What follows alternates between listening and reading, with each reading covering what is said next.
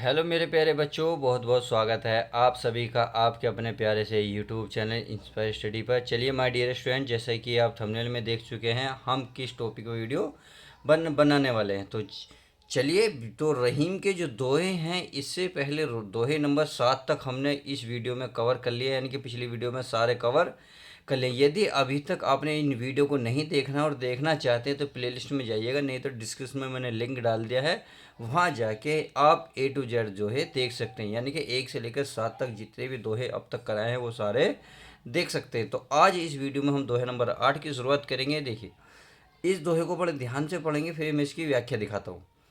तो पहले दोहे को पढ़ते हैं। ये प्रीतम छवि नैनिन बसी, पर छवि कहाँ समाए, भरी सराय रहीम लखी, पथिक अबू फिर जाए। कहने का मतलब, प्रीतम छवि, प्रीतम कहते हैं प्रिय को, यानी कि जो से प्रिय होता है, यानी कि जैसे भगवान जी प्रिय है, या फिर फिलहाल कवि हैं प्रीतम ईश्वर के लिए लगा रहा। ईश्वर छवि नैनन बसी, ईश्वर की जो छवि है आंखों में बस गई है, पर छवि कहाँ समाए, यानी कि अब औरों की छवि कहाँ समाएगी। कहने का मतलब, कविवर कह रहे हैं कि मेरे नेत्रों में ईश्वर रूपी प्रीतम का जो रूप है ना वो समा गया है।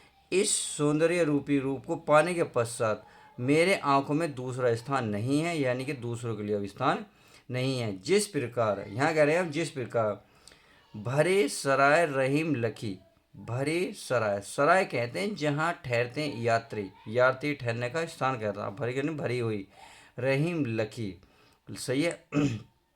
लकी कहते हैं देखकर, यानी कि जिस प्रकार यात्री सराय को भरा हुआ देखकर पथिक अपू फिर जाए, वहाँ से पथिक माने यात्री वहाँ से वापस आ जाते हैं, यानी कि उन्हें वहाँ जगह कोई नहीं मिलती। इसी प्रकार कवि कह रहे हैं कि आंखों में यदि मेरे प्रेम की ईश्वर की प्रतिमा बस जाएगी तो मैं दूसरों के लिए स्थान यहाँ नहीं है। इसका मतलब ये हुआ। तो चलिए अब इसकी हम व्याख्या देख लेते हैं। तो चलिए प्यारे बच्चों, क्या है संदर्भ। संदर्भ में क्या लिखना है आपको, प्रस्तुत दोहा हमारी पाठ्य पुस्तक हिंदी काव्य खंड से संकलित है, जिसके रचयिता रहीम जी हैं। बस आपको ये लिखना है। आप प्रसंग में क्या लिखना, प्रस्तुत दोहे में कवि ने कहा है कि ईश्वर रूपी प्रेता मिल जाने पर अन्य वस्तु से प्रेम या मोह माया छूट जाती है। सही है, जो मोह माया है वो छूट जाती है। अब व्याख्या देख लेते हैं। व्याख्या में क्या लिखा है, देखिए व्याख्या लिख रही है, कविवर रहीम कहते हैं कि मेरे नेत्रों में ईश्वर रूपी प्रेतम का रूप समाया हुआ है, अतः इस सौंदर्यमयी रूप को पाने के पश्चात अब मेरे आंखों में दूसरे के लिए कोई स्थान नहीं है। जिस प्रकार सराय, मैंने बताते यात्रियों के ठहरने का स्थान को यात्रियों से भरा होने के कारण राहगीर उसमें स्थान न पाकर स्वयं ही लौटकर अन्य सराय की ओर चल देते हैं, उसी प्रकार नेत्रों में खाली स्थान न पाकर अन्य कवि पापा चली जाएंगी। आशय है कि हृदय में ईश्वर की भक्ति उत्पन्न हो जाने पर अन्य मोह माया स्वयं समाप्त हो जाती हैं। तो इस प्रकार इसकी व्याख्या। अब चलिए दोहे नंबर नेक्स्ट देख लेते हैं।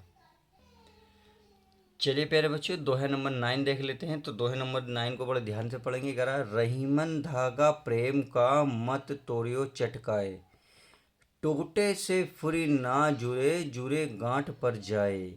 इसका मतलब है, कई कबीर जी कह रहे हैं, मतलब जो अगर धागा जो प्रेम का उसे बनाए रखिएगा, अगर आप एक बार टूट गया तो उसमें काट पड़ जाते। कहने का मतलब है प्यारे बच्चों, कोई वस्तु अगर सुरक्षित है सही रखिएगा, अगर उसे टूट गई और टूटने के बाद आप जोड़ेंगे तो उसमें फिर गांठ पड़ जाते हैं, यानी कि अगर रिश्तों में खटास पड़ जाती है।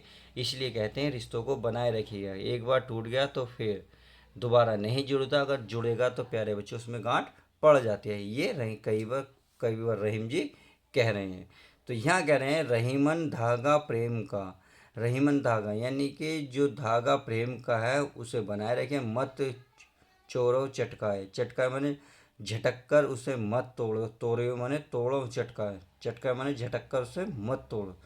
टूटे से फुरी ना जुड़े, अगर एक बार फिर टूट गया तो ना जुड़े, यानी कि जुड़ने का नहीं है वो, तो एक बार टूट गया तो वो जुड़ेगा नहीं। जुड़े गांठ परी जाए, जुड़े माने जुड़ जाए, अगर फिर जोड़ोगे तो गांठ परी, यानी कि गांठ पड़ जाए, उसमें गांठ पड़ जाती है, यानी कि उसमें फंदा लग जाता है, यानी कि मिठास कम हो जाती है उस रिश्ते में। कहने का मतलब तात्पर्य ये है कविवर का। चलिए अब इसकी संदर्भ व्याख्या सब कुछ देख लेते हैं। तो संदर्भ में आपको वही लिखना जो मैंने अभी बताया था कि प्रस्तुत दोहे हमारे हिंदी काव्य खंड से संकलित है जिसके रचयिता रहीम जी हैं।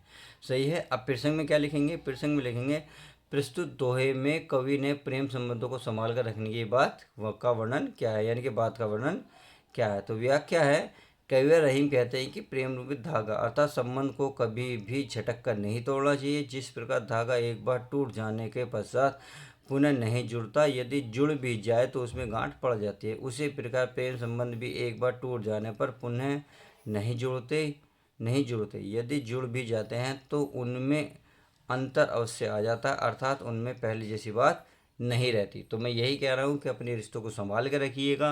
अगर एक बार रिश्ता किसी से टूट गया तो टूट गया, अगर आप फिर जोड़ने की कोशिश करोगे तो आप लाख कोशिश कर लेना परंतु फिर वो जोड़ नहीं पाएगा। अगर जुड़ भी गया तो उसमें पहले जैसी बात नहीं रहेगी, और जब पहले जैसी बात नहीं रहेगी तो उसे कहते हैं गांठ पड़ जाना, यानी कि मिठास कम हो जाना। तो चलिए अब दोहे नंबर नेक्स्ट देखते हैं। तो चलिए दोहे नंबर 10 देख लेते हैं। ये कह रहे हैं, कदली सी भुजंगमुख स्वती एक गुण तीन, जैसी संगति बैठिए तैसा ही फल दीन।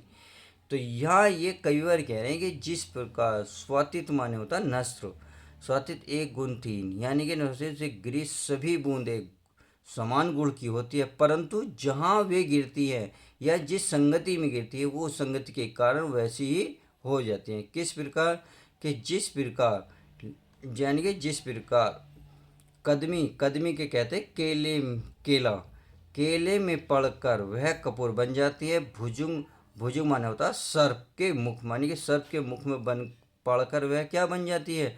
वह आपकी विष बन जाती है। जैसे संगति बैठिए, यानी कि आप जैसी संगति में बैठेंगे, यानी कि आप जहाँ भी रहेंगे आपको उस संगति का तैसा ही फल दी, आपको संगति का वैसा ही फल मिलेगा। यानी कि अगर आप अच्छी संगति में बैठेंगे तो आपको अच्छी संगति का माहौल मिलेगा, अगर बुरी संगति में बैठेंगे तो बुरी का मिलेगा, यानी कि आपको वैसा ही फल मिलेगा। कहने का मतलब है जिस प्रकार संगति में बैठते हैं उसका प्रभाव आपको पड़ता ही पड़ता है। सच कहा है किसी ने, संगति वैसी ही जैसी होती है वैसे ही फल देती है।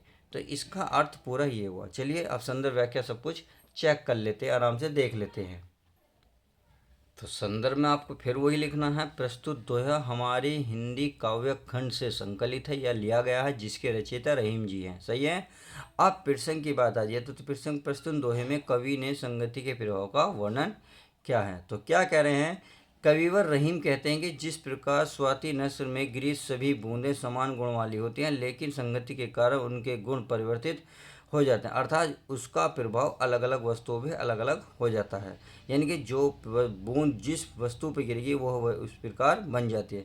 जैसे केले पर पड़ने पर वह कपूर बन जाती है, सीप के मुख में गिरने पर मोती बन जाती है, तथा सर्प के मुख में गिरकर विष बन जाती है। ठीक उसी प्रकार मनुष्य भी जिस संगति में बैठता है उसके ऊपर वैसा ही प्रभाव पड़ता है। सच ही कहा है कि जैसी संगति वैसी ही फल प्राप्त होता है।